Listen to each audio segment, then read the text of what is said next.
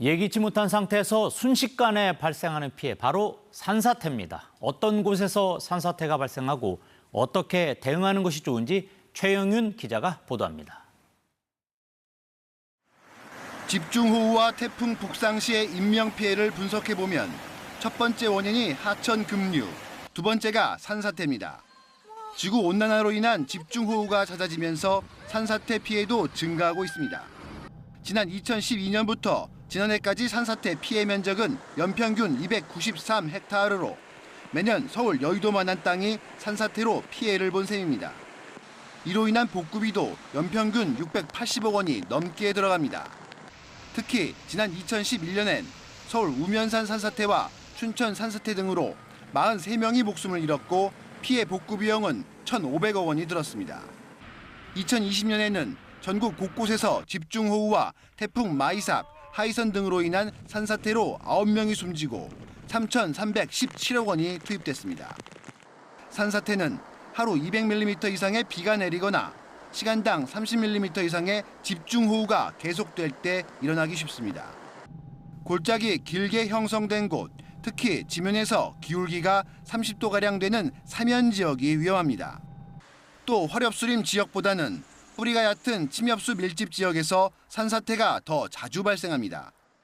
사전에 산사태 발생 징후를 찾아내기는 쉽지 않지만 경사지에서 돌이 굴러내리고 나무가 평소보다 크게 흔들리는 모습을 보이면 산사태를 의심해야 합니다.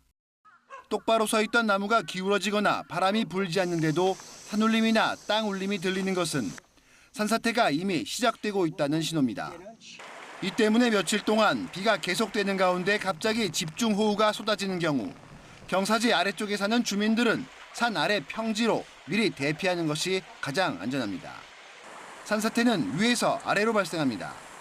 만약 산사태를 만났다면 대피 시 산사태 발생 방향과 멀어지는 방향으로 이동해 가장 높은 곳으로 피해야 합니다. 또한 산사태 발생 최대 48시간 전부터 제공되는 산림청의 예보에 집중해야 합니다. 산사태 예보가 발령되면 산기슭이나 계곡, 야영지 등 위험 지역에 접근해서는 안 됩니다. 산사태 취약 지역에 사는 주민의 경우 주의보가 발령됐을 때는 대피 장소를 미리 파악한 뒤 간단한 생필품을 챙기는 등 대피를 준비해야 합니다. 주의보 상황이라도 산사태 징후가 있다면 즉시 대피하고 가까운 관공소에 신고합니다. 경보가 발령되면 바로 대피소나 안전지대로 피해야 하며 화재 등 2차 피해 예방을 위해 가스와 전기 등을 차단하는 게 좋습니다. 대피 상황을 이웃 등 주변에 큰 소리로 알리는 것도 중요합니다. 산사태가 진행되면 귀중품이나 집안 단속 등을 이유로 집 안으로 되돌아가면 절대 안 됩니다. KBS 뉴스 최영윤입니다.